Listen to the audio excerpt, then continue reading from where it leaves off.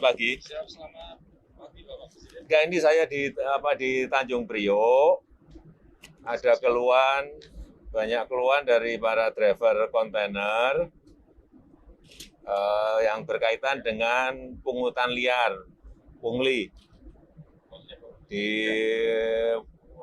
Fortune, di MPCT One, kemudian di Depo Dwipa. Pertama itu. Siap. Yang kedua juga kalau pas macet itu banyak driver-driver yang dipalak sama preman-preman. Ini keluhan ini tolong bisa diselesaikan. Itu aja. Siap. Ini Kapolri. bagus. Sekarang, Angkat topi kita atas kesigapan Kapolri.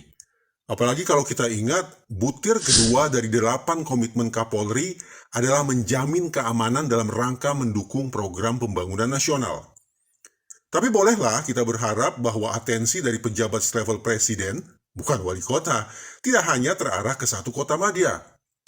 Apalagi tidak sulit sesungguhnya untuk melihat betapa premanisme dan aksi pungli sesungguhnya berlangsung di mana-mana dengan skala yang berbeda-beda. Teringat pula kita pada sosok Jenderal Sutanto. Beberapa bulan setelah dilantik sebagai Kapolri, Sutanto yang dikenal sebagai polisi anti judi dan anti preman langsung melakukan pembersihan terhadap kantong-kantong preman. Tidak hanya di 1-2 daerah tingkat 2, tapi di banyak tempat di Indonesia. Wakapolri Komjen Syafruddin juga pernah katakan bahwa membersihkan street crime itu gampang, hanya butuh 1 atau 2 pekan.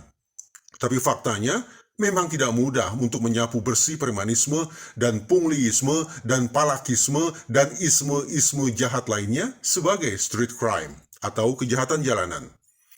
Kesulitan itu tampaknya dikarenakan premanisme tidak lagi aksi jahat individu per individu, tapi boleh jadi sudah menyerupai atau bahkan menjelma sebagai kejahatan terorganisasi. Dengan pemikiran seperti itu, maka penting ditelusuri, adakah eksekutor lapangannya, adakah bosnya, atau bahkan mungkin adakah pendekingnya, pelindungnya yang bekerja sebagai oknum aparat. Konsekuensinya memang tidak cukup bagi reskrim untuk bekerja sendirian di lapangan. Unit intel juga perlu memperluas endusannya.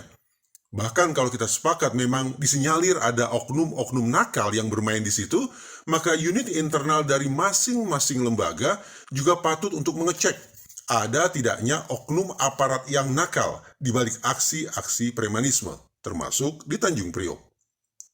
Hari ini Kapolri sudah membuktikan kemampuannya untuk bekerja cepat.